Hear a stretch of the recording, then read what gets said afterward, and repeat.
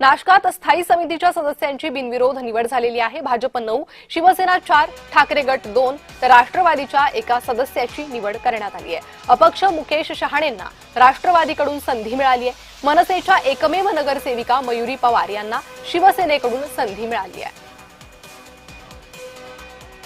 तर स्थायी समिती सदस्यांची निवड ही करण्यात आलेली आहे।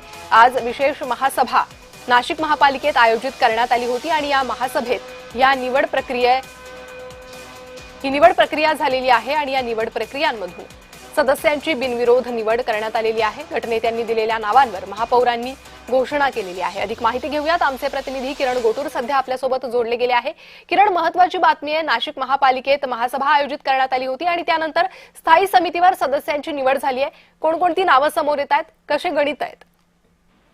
प्रणिता, एक महत्वाची ही बातमी म्हणावी लागेल। स्टँडिंगसाठी आता 16 सदस्यांची जी निवड आहे ते आज महापौरांनी केलेली आहे। खरं तर आपापल्या पक्षातील जे गटनेते आहेत त्या गटनेत्यांची नावांची यादी जी आहे ते महापौरांकडे दिलेली होती आणि महापौरांनी ही यादी ही वाचून दाखवून या नावांची घोषणा केली। अशा पद्धतीची ही प्रोसिजर जी आहे ते नाशिक महापालिकेमध्ये पार पडली। स्टँडिंगमध्ये सदस्यांच्या निवडीसाठी आज एक विशेष महासभेचं आयोजन करण्यात आलेलं होतं आणि याच महासभेमध्ये या सदस्यांची निवड करण्यात आलेली आहे।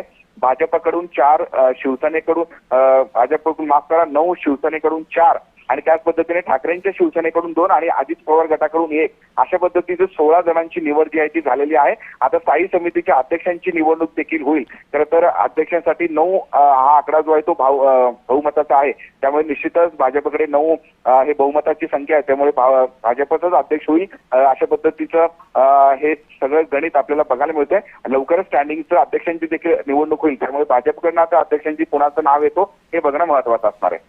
जी किरण, धन्यवाद या सविस्तर माहितीसाठी। तर नाशिक महानगरपालिकेत विशेष महासभा आयोजित करण्यात आली होती, ज्यात स्थायी समितीवर सदस्यांची निवड झालेली आहे। आता सभापती पदासाठीही निवड प्रक्रिया राबवली जाणार आहे।